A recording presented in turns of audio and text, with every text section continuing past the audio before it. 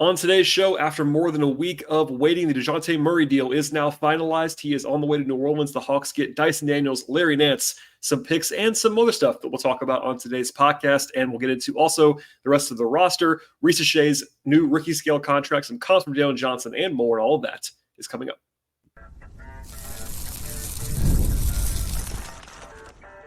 You are Locked On Hawks, your daily Atlanta Hawks podcast. Part of the Locked On Podcast Network. Your team every day.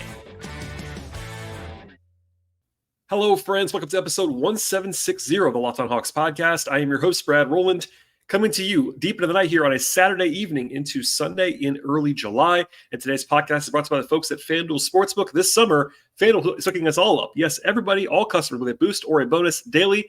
Something for everyone, every day, all summer long. And the place to go is FanDuel.com to get started. I also want to encourage you at the top of the podcast, as I always would, to make us your first listen each and every day here at Locked On Hawks. Check us out on audio platforms like Apple, Spotify, Overcast. Please subscribe there. And we're also on YouTube. Please like this episode, as well as subscribing to this podcast, notifying yourself when every episode is available to you. And I definitely much appreciate all the love and support in the last couple of weeks. It's been extremely busy over the last 2 or 3 weeks. Summer League begins later this week. I will be on the road beginning tomorrow as I'm recording this podcast, so I'll have content for you from the road. I actually recorded an episode that's going to come later on this week already with Glenn Willis talking about some Summer League stuff, so that's coming up in the near future. I did a dive in with Tyler Jones last week about Dyson Daniels, about the return there, Reese Shea, etc., and then a quick show on Friday night to talk about Summer League's roster and the Olympic stuff, etc., and then I was forced into action again on this Saturday. I was going to record on Sunday before I started traveling, but the news kind of dictated that I record on this Saturday evening. So the headliner of today's podcast is that the Dejounte Murray deal is now officially over, done, finalized, announced, etc. They waited about 7 hours beyond the start of the moratorium, which isn't that long of a time, obviously, but it became official earlier tonight on Saturday. As a note here, it was never in any danger of not happening. For whatever reason, I was getting questions about this like for the last few days, like nervous fans or maybe some people that were rooting against the trade happening because they wanted Dejounte to stay. I get all that. But once it didn't happen by June 30th, as I talked about on this podcast a week ago, it literally could not have happened before today. So today was the day that they could announce the trade, finalize it, make the call to the league. Just for also another note here, Dejounte was in social media posts wearing Pelicans clothes like multiple times the last week. So it was obviously done. He was ready to go there, etc. It's trying to get over the official line by the end. To this point on Saturday night, Landry Field has not talked about the deal in any public way other than one quote in the press release.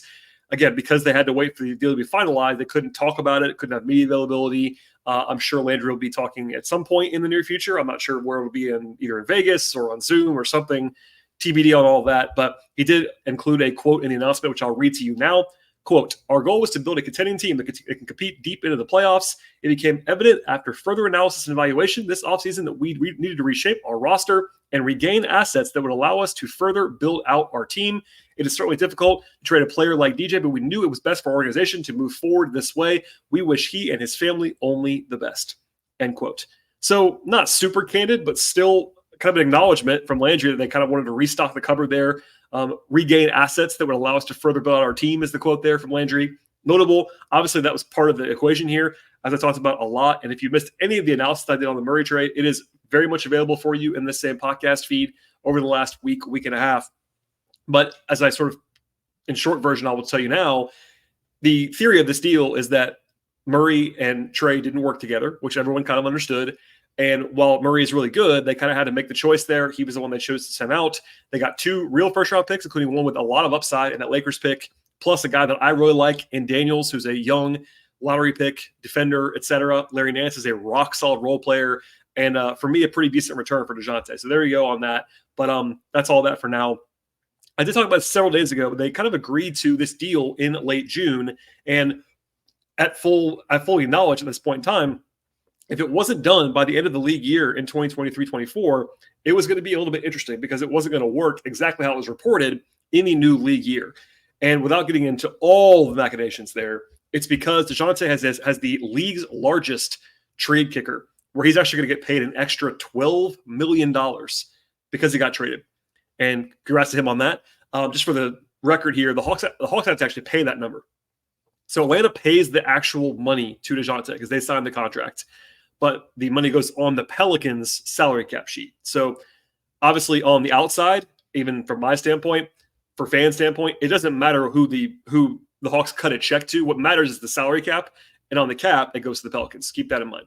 Anyway, because of all that, the deal had to expand to either include a third or fourth team, or the Pelicans had to include more money, which is another player basically in the deal, because the way it had been announced, or at least had been reported at that point in time, it didn't actually work. Now, candidly, I still don't know why the Hawks did not just fold this deal in with the Jonas Valanciunas deal to the Pelicans, from the Pelicans to the Wizards. That's been a very natural talking point the last few days. Like, all right, fold this in, 3-team deal, call it in. Nothing else has to happen. The cap experts that I know and that I consult on this kind of stuff that are smarter than I am still don't really understand why that didn't happen or what the thought process was there. But anyway, in the end, they chose the 2-team option, which essentially meant that the Pelicans had to include more money. So the deal is now Murray going out and then coming in, Daniels, Nance, the 2 picks, EJ Liddell, who was reported to be in the deal already. And then, drumroll please, they're also going to receive backup center Cody Zeller. So there's some weirdness here, and I will try to be as clear and concise as I can be about what happened here. So on Zeller, he was a free agent, but he finished the year last year in New Orleans. So the Pelicans had his non-bird rights. They were able to kind of sign him and then trade him to the Hawks. But sign and trades are required to have at least 3 seasons on their deal. So at this time of me recording this podcast, the financials are not publicly available in stone right now. So keep that in mind. But the widespread assumption, and what I believe to be true from people that are smarter than me again, is that Zeller is going to get a few dollars more than the minimum in year 1. It's like $3.5 million. And then he'll be non-guaranteed over a year 2 and a year 3 of a 3-year contract. So basically it functions as a 1-year commitment to Zeller, $3-something million for his trouble. And then the reason, by the way, that it's over the minimum is because the new CBA does not allow you to aggregate multiple minimum salaries in the same deal, and Liddell is on the minimum. So Zeller cannot be exactly the minimum. It's probably just a little bit over that to make the money work and also to not be aggregated at the minimum. So I know that's boring, but that's kind of how this all went down. Now, it remains to be seen as to whether the Hawks are going to keep Cody Zeller. That's, of course, the question everybody's asking. I understand that. Just as a brief talking about what he actually is, Cody Zeller is a former lottery pick. It's been a long time. He's on the older side now. He's 31. He'll be 32 pretty soon. He, I believe, was the 4th pick in the draft in 2013. Obviously is a straight backup center at this point in time. But if he's your 3rd center, which I described this before with Bruno Fernando, he's a functional 3rd center. I'm not going to act like Cody Zeller is great because he's not, but he's an NBA player. He's fine. With that said, he's on a guaranteed salary, whereas Bruno Fernando is on a non-guaranteed salary, which could flip things here a little bit. That does not mean that they're definitely going to keep Zeller and cut Bruno. I'm not saying that, but it did not help Bruno's chances. So somebody asked me about Bruno today. What I would say is this is not doomsday for Bruno Fernando, but it definitely does not help his chances of sticking around Atlanta. Doesn't hurt necessarily, but it definitely doesn't help. Keep that in mind. Also, it's unclear what to think about what the Hawks make of Zeller right now, like whether they actually wanted Zeller in any way, shape, or form, or whether it was just simply money. I don't want to speculate without knowing because I just don't know right now. It's still very early in this, but I wouldn't be surprised if they kept him and cut Bruno. I wouldn't be surprised if they bought him out either or stretched him. There are ways to do this. If they just don't want Zeller, they won't keep him. But if they think he's a 3rd center and they're already paying him, they might just keep him and cut Bruno or trade Bruno or whatever. So we'll see. Too early to tell right now. That's kind of the short version. The last thing on the minutia front here is that everyone I've talked to does not know, but kind of expects the Hawks to use the John Collins trade exception in this deal and then by proxy create a new one that wouldn't expire for a year. Now, it's to be a little bit smaller of a exception than the Collins one was, but basically the Collins exception was going to expire on Monday. So there'd be a reason to go ahead and do that now. Make a new one around Murray's salary and go from there. There is a very complicated explanation that I could go through right now. I'm not going to do that. But something that I know Bobby Marks brought up before the trade actually was official. Same with John Hollinger. That is speculation. I am not reporting that's happening, but it's been out there in the ether that the Hawks very logically would use the Collins exception to fold into this deal and create a new one. As I've said the whole time for a year, most exceptions don't get used at what they're supposed to be used for, or at least like what they could be used for. But if the Hawks can do this, create another one, it could be useful down the line. We'll know more on that in the future. But anyway, all that said, the deal is done. That's the big headliner here. It was always going to be done, but now it's 8 days after it was consummated or agreed to last Friday night. Here we are, Murray heading to New Orleans, Daniels, Nance picks Liddell and Zeller to Atlanta. TBD on Liddell to Summer League, TBD on Zeller with the team or not. A lot more work to be done. All right, we'll have more coming up in a second when it comes to where the roster is right now. And at the end of the podcast, we'll look about some Jalen Johnson comparisons when it comes to Franz Wagner, for instance. But first, a word from our partners on today's podcast. Today's show is brought to you by FanDuel Sportsbook, and summertime means baseball, basketball, and much more. You can bet it all at FanDuel. FanDuel is America's #1 sportsbook, and this summer they're hooking up all customers with a boost or a bonus daily. That's right, there's something for everyone, every day, all summer long. Bet on all of your favorite players and teams with quick bets, live same-game parlays, exclusive props, and much more. The FanDuel Sportsbook app is really easy to use. They have all stuff you're looking for in the sports betting space, from over-unders to point spreads, money lines, player props, future bets, and much more. The app is safe. It's secure. They cover the entire range of sports as well. That includes the NBA, WNBA, NFL, college football, MLB, golf, tennis, soccer, which includes the Euros right now, by the way, auto racing, boxing, MMA, and much more. And now is an awesome time to sign up with the folks at the FanDuel Sportsbook. And right now, visit FanDuel.com to get started. Yes, one more time, visit FanDuel.com and start making the most out of your summer with FanDuel, official sports betting partner of Major League Baseball. All right, and let's reset the roster a little bit right now. Obviously, lots of questions about that and where the Hawks are right now. They have 13 players on fully guaranteed contracts. That includes Liddell and Zeller. So 11 guys they already had. Well, I guess they were already at 9. They at et cetera, et cetera. They have 13 guys on guaranteed contracts, including Liddell and Zeller. Then they have 2 guys on non-guaranteed contracts. That's Bruno Fernando and Garrison Matthews. Of course, Bruno's decision is pretty urgent. He guarantees on July 10th. So if he's going to be waived, it'll be by then. Garrison's not till January, and I think that he's likely to be around anyway, but that decision is much less urgent than it is for Bruno. Then you have Vít Krejci, Nikola Jurisic, and Seth Lundy, who are all kind of in limbo right now. Vít and Seth are free agents, but they're restricted at this moment in time on a 2-way restricted qualifying offer. Jurisic could be on a 2-way. He could be on a minimum contract. He could be on a draft and stash. All of that is TBD. Then they have Saddiq Bey's cap hole on the books and his bird rights if they want to sign him back. So much more work to be done for Atlanta. They are not done at this point in time. And then, of course, the elephant in the room is they have 4 centers under contract without Bruno. So they have 5 centers under contract right now. 3 of those guys are making 8-figure contracts. Capella, Okongwu, Nance, who are all like firmly rotation players. And then you throw in Bruno and Zeller. I'm pretty confident that in a world, if the Hawks were to keep Okongwu, Capella, Nance, and Zeller, that's a big if, of course. They kind of have to cut Bruno at that point in time because you can't really carry 5 centers on a team like this. But anyway, we'll see where that lands in the near future. That's where they are right now, and I'll have more on that when we need to. Speaking of which, by the way, Risa Shea signed his rookie scale deal on Saturday. That was, of course, always going to happen. There was no doubt about that. But Risa Shea, just as a reminder, is locked in for about $12.6 million in year 1, about $13.2 in year 2. Then the club options that every rookie contract has, that's just the formal structure, is 2 guaranteed years, rookie options. Those are going to be likely picked up, of course. The full value is 4 years and about $57 million for Risa Shea. Again, that's just processing, but the Hawks shared that information. He was signing the contract, and it was always going to happen before Summer League. Just what it is. A question that I got a couple different people asked me as I tweeted this out. But anyway, I'll just say the question and just talk about the whole thing.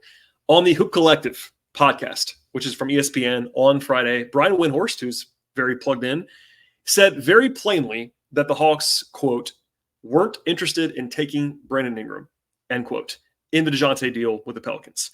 Now, I heard this actually a day or 2 before the Murray trade happened, and I referenced it on the podcast. If people were listening closely back then, I was kind of going out of my way to say, hey, look, don't be surprised if the Hawks do a Murray deal with the Pelicans that does not include Ingram.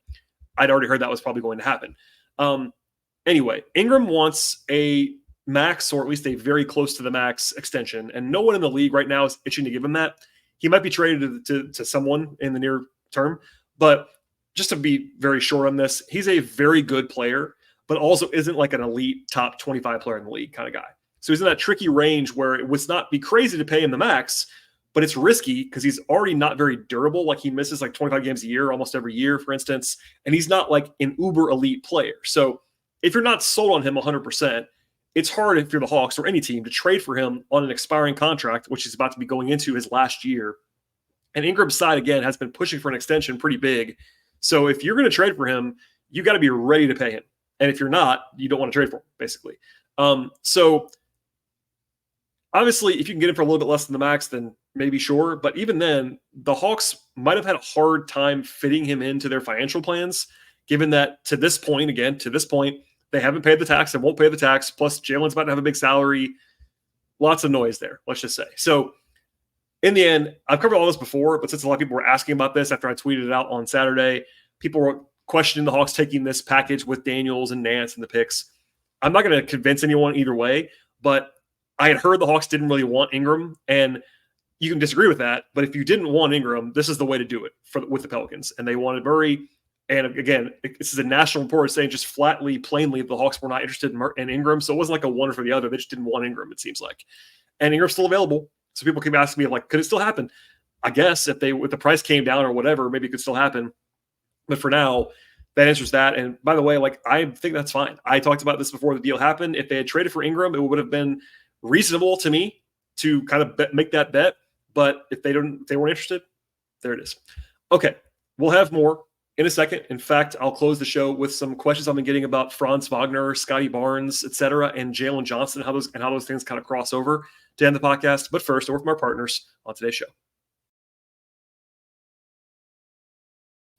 Today's show is brought to you by BetterHelp. I think on some level, we all compare our lives to the people that are around us in our daily lives. And as they say, though, comparison is the thief of joy. While it might look like people are having it together on Instagram or wherever else, the reality is they probably don't. Therapy is helpful for everybody. It can actually help you to focus on what you want instead of what others happen to have. Then it lets you start living your best life. You can learn positive coping skills and how to set boundaries with BetterHelp. I know I have my own stresses sometimes when it comes to work and the future, etc., and we can all benefit from getting stuff off of our chest every once in a while. If you're thinking about starting therapy, give BetterHelp a try right now. It's entirely online. It's designed to be flexible and convenient to your schedule, and that's really huge, especially if you're someone like me who's very, very busy and navigating time crunches all the time. All you have to do is fill out a brief questionnaire to get matched with a licensed therapist, and once you get there, switch therapists anytime for no additional charge. Stop comparing and start focusing with the folks at BetterHelp. And the place to go is betterhelp.com/lockedonnba. Get 10% off your first month with BetterHelp. One more time, the place to go is BetterHelp. That's betterhelp.com/lockedonnba.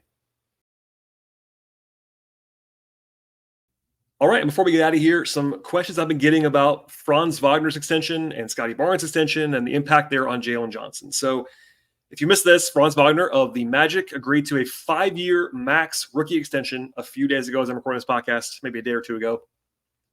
Important note here, not all quote-unquote max contracts are the same.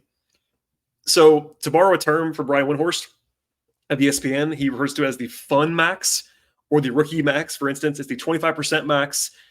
Unless Franz does something that he's never done and makes All-NBA this year, it's going to be the 25% max, which is the cheaper one, the more reasonable one for young players, etc. This is also the same deal that Scotty Barnes got from the Raptors probably a week or two ago at this point in time. It's not about the Hawks, obviously, but I found a lot of the discussion interesting, especially because when Barnes got his deal, it was kind of like, all right, for sure, that's fine.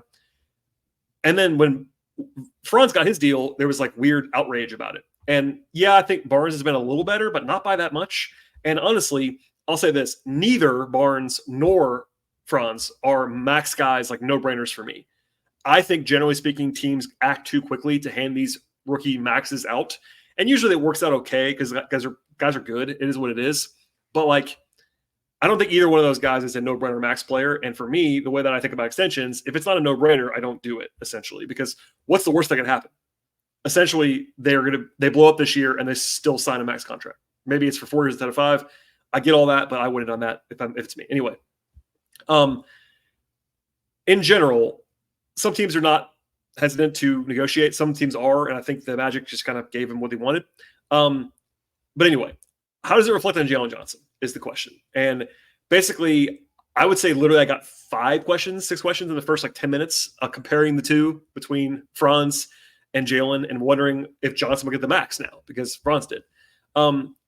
Quickly here, I will say they had a reasonably similar stat profile this season. Franz averaged about 20 points a game on 72 games this year. Jalen was 16 points a game, 56 games. He got banged up a little bit with the ankle late in the year. Jalen was a little bit more efficient, about 1% better in true shooting. Franz has better assist numbers. Jalen's a better rebounder. Franz has much better advanced numbers, by the way, like considerably better advanced numbers. He's actually really good there. 94th percentile EPM, for instance. Jalen's in the 60s on that number. Just one number, but there you go. The bigger gap, though, is that like Franz has a much longer record of success. He's missed 15 games total in 3 years. Very durable player. Obviously, I don't think that Franz has super duper high upside. I covered him in college, for instance, but is already really good, for instance. I think Jalen might have higher upside, generally speaking, but isn't quite as established at this stage. And part of that's not on Jalen, of course. He wasn't playing a lot early in his career, but it does tend to matter how much you've done to that point, like multiple seasons. So people are going to hate this, but for better or worse, and there are studies about this, it does tend to matter perception-wise, ability to buy in-wise, where you were drafted. So Franz and Barnes were top 10 picks. Jalen was 20th overall. That might matter on the margins some. And look, I've been arguing for weeks on this show that Jalen is going to get a lot more than some people are thinking he's going to get if he signs an extension. There was speculation about 5 years and 125 on a national outlet. And honestly, I would be stunned if Jalen signed that deal. That's way too cheap for what he actually is. I would be pretty surprised, though, on the other side, if the Hawks gave him the 5-year max. So, like, somewhere in the middle. That's obviously a huge gap. It's like $100 million gap between 125 and what the deal was that Franz and Barnes got, which was 5 years and like well over $200 million. But, for instance, I mentioned last week on the show that Emmanuel Quickley got 5 for $175 in free agency, and how that was good news for Jalen, because Quickley is not a guy who's that much more established than Jalen is. And I think Jalen has higher upside. That was not an extension, which is key to note because he actually got all the way to free agency, but still a good data point for Jalen. But I would definitely say this about the Franz thing and people's reaction to it. The folks at Clutch who represent Jalen had to be quite pleased with Franz getting the easy 5-year max, because now they can go to the Hawks again and say, all right, maybe Wagner, maybe Barnes have done a little bit more than Jalen. But if those guys are max guys, especially Franz, then Jalen's got to be worth $35 million, $40 million a year, like 5 for 180, 5 for 200, something like that. I'm not saying that's what's going to happen, but if you are on Jalen's agency team, you would certainly argue that's a reasonable deal compared to what Franz got. Now, that may not work, to be clear, but you always try it if you are on that side of things. And if Jalen's this very weird case, and I've talked about it a little bit already, I'll say it, I'm sure, more in the future, where he only has like a year and a quarter of like high level production, but he has the high school pedigree. He was a first round pick, and the physical talent's great. This year, he's going to be your second best player on paper. Like, it is what it is. Like, there's a lot to be excited about with Jalen Johnson, but it's a tricky negotiation. So as I said before on this episode, my personal take on extensions on the team side, again, this is the team side, is that I wouldn't want to give an extension a year early unless I think it's a pretty darn friendly extension for me. But if I'm Jalen Johnson, I'm not taking a discount. Like, we still have a big one. Maybe there's certainly some value in security when you have not made that much money by NBA standards, and Jalen has not made that much money as a late first round pick. So yeah, if somebody puts $100 million in front of you, it's hard to say no to that. But I think that his agent, that's why you have an agent. They should be telling you, like, you can't take this deal. Now, it is what it is.